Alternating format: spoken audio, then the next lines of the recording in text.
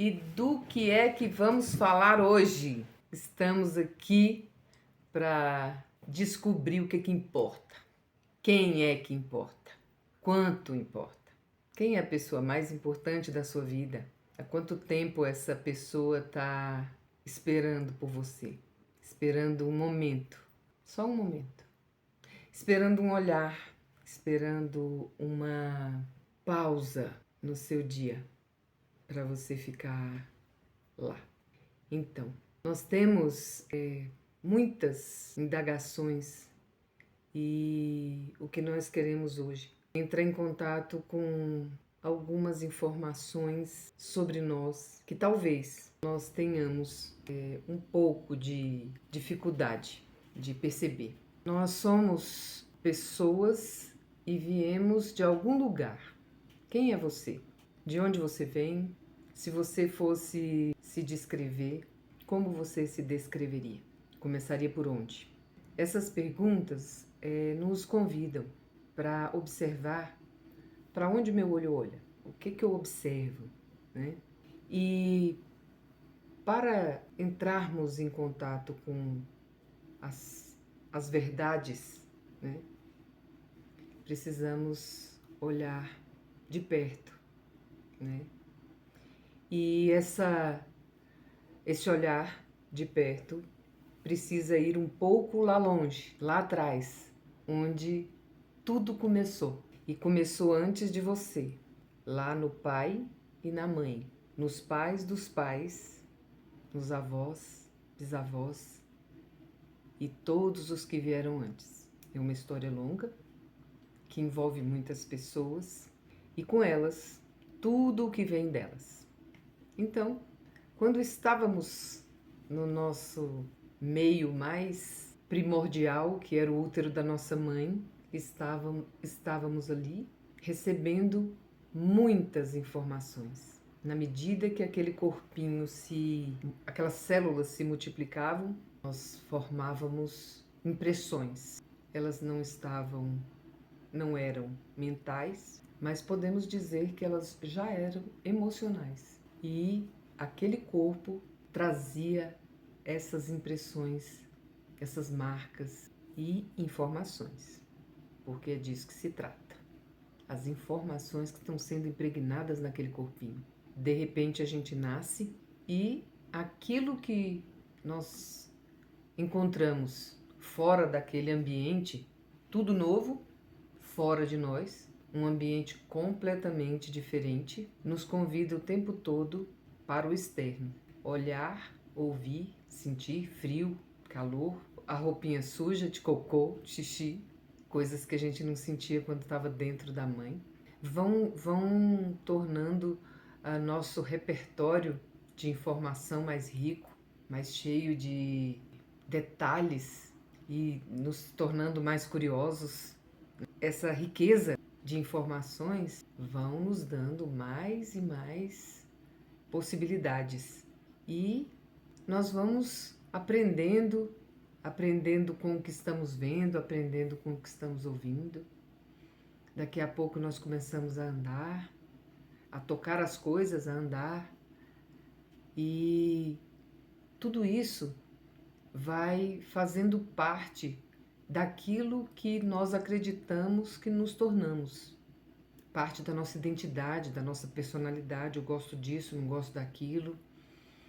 Concordo com isso, não concordo com aquilo. Isso é feio, isso é bonito. Quantas vezes os nossos pais nos corrigiram, e aqui a correção sem crítica, sobre algo que nós nunca entendemos. Por que aquilo estava errado? Por que não podia fazer aquilo? Por que não podia ficar acordado até aquele horário? A gente não entendia por que tinha que tomar banho naquele horário. Todas essas informações sutis, que não inocentes, né? E outras mais duras. Apanhamos alguns de nós, né? Eu apanhei muito, porque ficava na rua, não voltava para casa no horário. Não entendia por quê, né? mas estava desobedecendo, tinha dado uma ordem. Então, todas essas experiências fizeram com que nós pensássemos, agíssemos, sentíssemos de uma determinada forma, que muitas vezes hoje na fase adulta a gente diz, não, eu nasci assim, eu cresci assim, você sempre assim. Só terminar a frase, Gabriela, Gabriela, né? Então não vou mudar. E não tem jeito. Eu puxei pro meu avô, puxei pra minha avó, puxei pra minha tia. Ela era assim. Então eu só sei assim. Eu já tentei, não dá para mudar. E aí nós não temos a ideia clara do quanto que essas crenças, acreditar nisso, faz com que isso se reforce dia a dia.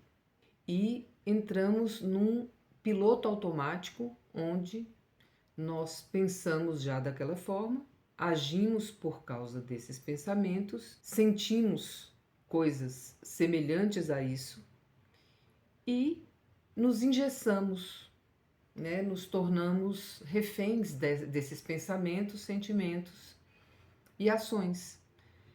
E gostaríamos muito de viver uma vida diferente, de ter experiências diferentes, e não conseguimos. Muitos dos nossos sonhos nós não realizamos e nós não temos ideia nem do porquê. Tivemos muitas frustrações, tínhamos uma ideia quando crianças, adolescentes, jovens, e chegamos na fase adulta e vimos que aquilo não era assim. O relacionamento dos sonhos, o trabalho dos sonhos, ou a prestação de serviço dos sonhos. Eu pensei que eu ia sentir algo quando chegasse até ali, não estou sentindo. Minha mãe sempre me disse que eu deveria ter o meu diploma primeiro, me casar depois. A minha profissão seria o meu primeiro marido.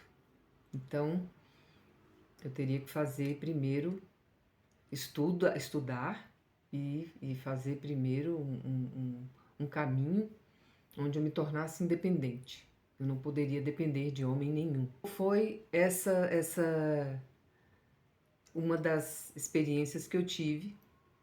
E meus pais eram professores e eu me tornei professora. Minha mãe de geografia e meu pai de história. Exatamente a faculdade que eu fiz, geografia e história. Não bastava ser Leonilde, filha de Leão e Zenilde, ainda o mesmo curso. Só que aí eu fiz errado. Reprovei na 8ª série, engravidei neste mesmo período, não fiz o que foi previsto, orientado e como eu tinha que fazer. Então, tive uma experiência diferente da que ela tinha feito, mas o resto foi tudo indo por aquele caminho. Eu reprovei na 8ª, fui para o 2º grau fazer magistério. Depois do magistério fiz a faculdade, passei no vestibular e passei na Secretaria de Educação. Fui ser professora também. Então, o sonho de quem que eu estava vivendo? Será que era esse o meu sonho? E eu posso garantir que não, porque a última coisa que eu pensei na vida era em ser professora. Primeiro porque minha mãe era incrível demais, eu nunca ia chegar nos pés dela. Meu pai também era professor, advogado e tal, mas eu não seria uma boa professora. Então, eu fiz o curso de magistério e o curso de história e geografia, mas eu não lecionei. Não realizei o meu sonho, mas realizei o sonho deles. E estou na secretaria até hoje. Então, essa história é só para ilustrar de forma muito real como é que a gente sai da rota. E a gente cria algumas insatisfações, algumas frustrações, e a gente se sente vítima do destino, vítima do acaso. Eu nasci nessa família, o que é que eu vou fazer? Era assim mesmo, meus pais eram professores, então era esse que era o meu destino. E aí a gente não sabe qual é o nosso lugar. A gente vai abandonando os nossos sonhos, a gente vai se deixando para lá e vai cuidando de outras coisas que são mais urgentes. E aí você vai cuidar da casa, vai cuidar do filho, vai cuidar do trabalho, vai cuidar da religião, porque tem que ter a religião, e vai se deixando para algum momento. Tudo isso que foi acontecendo foi nos levando para um ponto do caminho onde a gente se pergunta: a culpa é de quem? Por que isso aconteceu? Essas crenças que foram forjadas no nosso corpo e que, de certa forma, nos trouxeram até aqui. Elas não são de todo ruim, porém, elas não são a gente. Nós nos transformamos e tivemos uma identidade, nos identificamos com essas coisas e por isso se tornou uma identidade e a nossa personalidade. E é difícil demais a gente abrir mão da personalidade. É muito difícil a gente abrir mão do que a gente aprendeu com os nossos pais. É uma desonra. Como assim eu vou deixar de ser a Leonilde, professora? A filha do Leão e da Zenilde. Como eu vou deixar de ser isso? Para realizar o meu sonho? Não tem tanta importância, né? Não precisa. Não deveria ser assim. Eu tô no lugar certo. E abrir mão dessa identidade, dessa personalidade, é um dos passos que precisamos dar, com ajuda também, reconhecendo as crenças que me trouxeram até aqui. Não tem a ver com amor e honrar aos pais. As crenças que eles trazem dos pais deles são crenças. As que eles têm são crenças. A verdade sobre mim é outra coisa. Qual a verdade sobre mim? Quem sou eu de verdade, na minha própria vida? Quais são as minhas vontades, os meus desejos, os meus potenciais e as minhas habilidades que poderiam ser algo que eu estaria doando para o mundo de forma única, exclusiva, que só eu tenho, que só eu vim deixar. Eu não preciso repetir o que o meu pai e minha mãe já fizeram. Já fizeram. Eu estou sendo uma figurinha repetida. Cadê eu na minha história? Cadê eu na minha vida? Então, as crenças que eu trago, que me mantêm num lugar que não é o meu lugar, me causam frustração, insatisfação, vazio. E muitas vezes trazem doenças que eu não sei explicar e o corpo me dizendo, me chamando a atenção. Porque lembra lá no ventre, quando estava sendo formado e aquilo nem era pensado?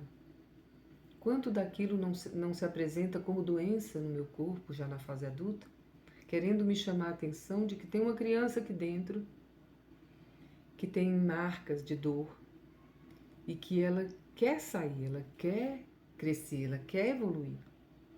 E eu preciso ouvir o meu corpo, eu preciso ouvir essas memórias que não estão em palavras, elas estão em sensações.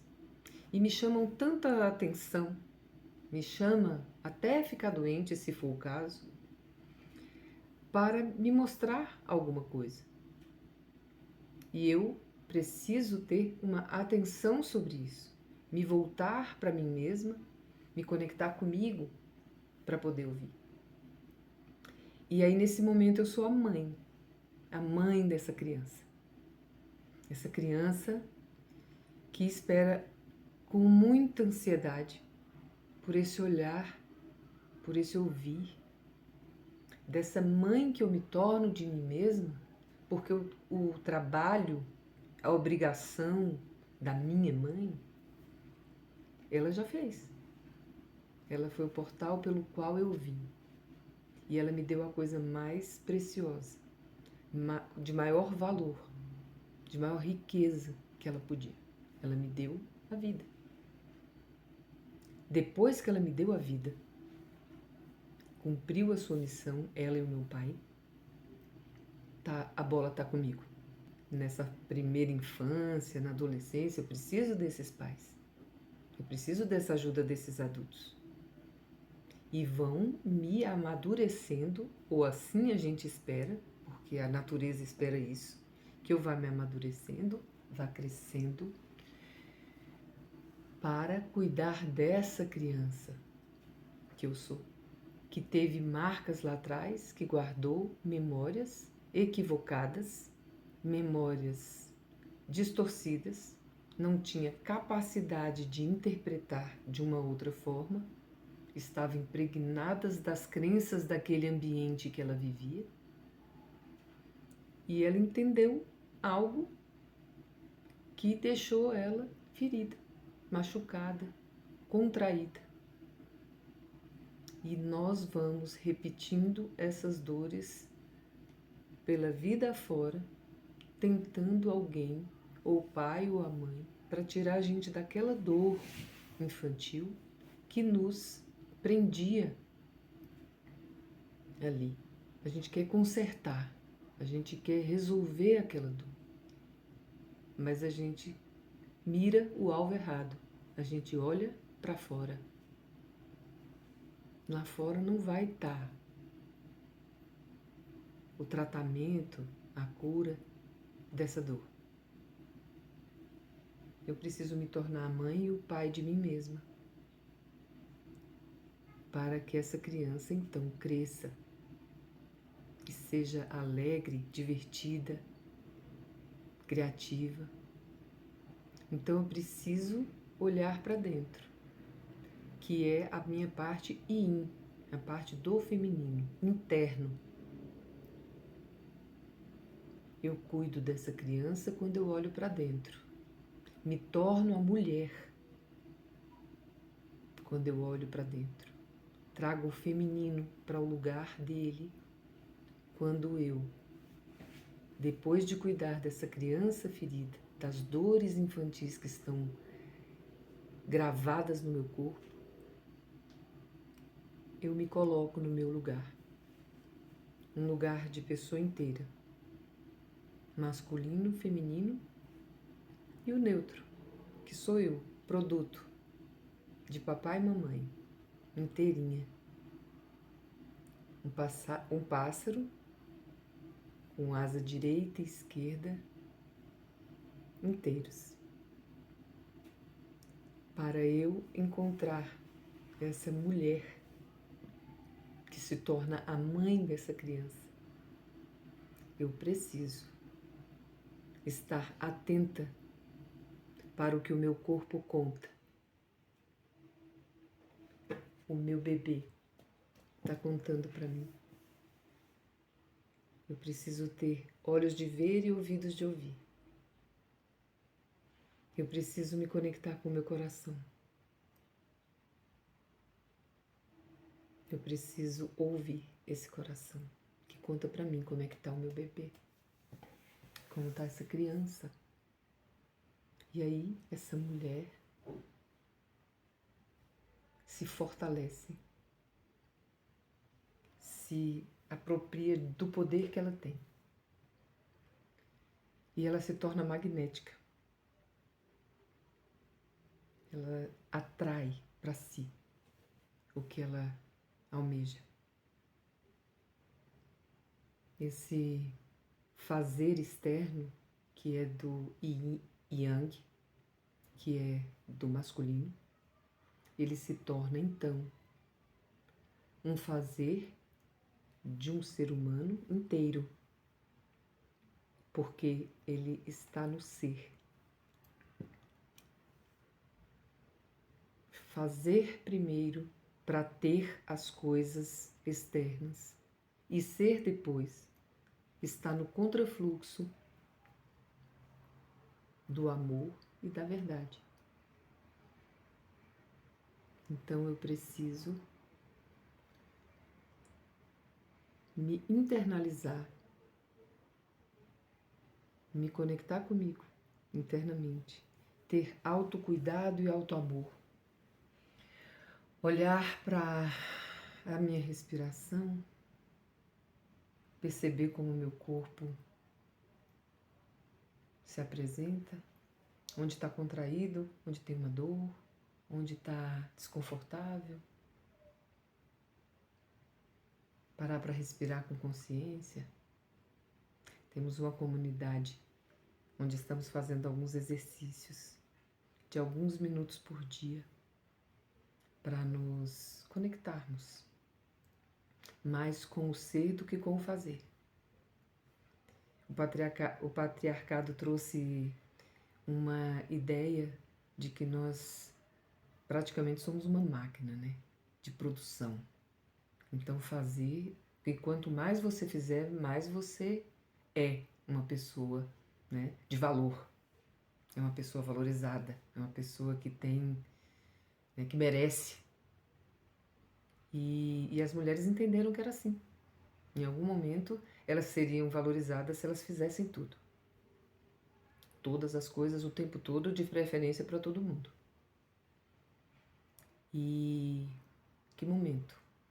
Ela olha para si e cuida de si. E eu não estou falando do cabelo, da maquiagem, da roupa elegante, do salto. Eu estou falando da parte interna, que para se escutar, que relaxa, que põe a perna para cima, que deixa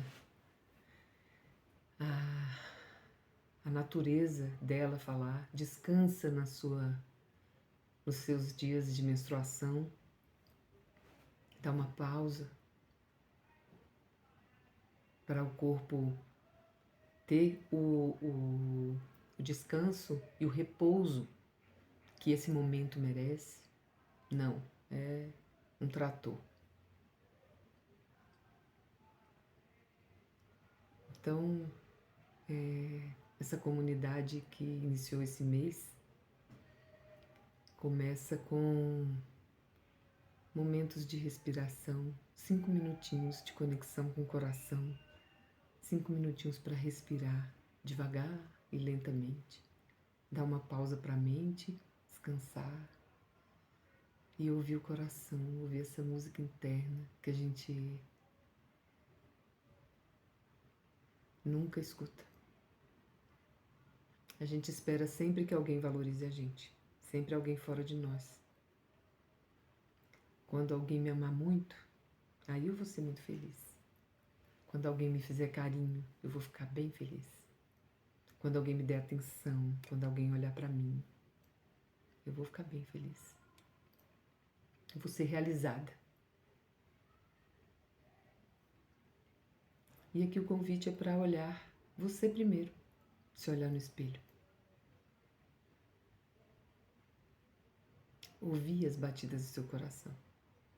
Respirar profunda e lentamente, alguns minutos do dia, conscientemente. Dar pausas para se olhar, se ouvir, se perceber, se tocar. Alguns minutos no banho onde você não apenas está tirando o suor e fazendo uma higiene, como quem lava um prato ou um copo. Tocando o seu corpo com o carinho que você gostaria de ser tocada. Passando um óleo com muita calma, sentindo cada parte do seu corpo e agradecendo a ele por tudo que ele é.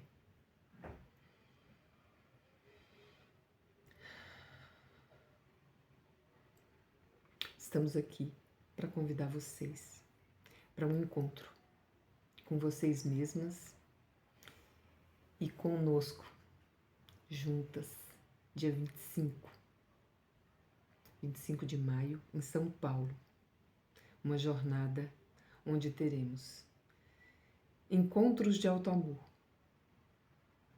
toques umas nas outras, falas de carinho e de compartilhamento de mulheres que disseram um retumbante sim para si mesmas. Teremos algumas horas para nos olhar nos olhos, olhar nos olhos umas das outras, tocarmos umas às outras e a si mesmas, dançarmos, ficar descalças no chão, na grama, sentir o vento na pele, ouvir a nossa música interna, com medicina, virola ou com microdoses de virola em cápsula, onde o nosso emocional estará apaziguado, essa criança estará relaxada, mas muito consciente e pronta para se comunicar conosco, nos ajudando a curar as nossas feridas. Estamos esperando todas as corajosas que disserem sim. Muito obrigada.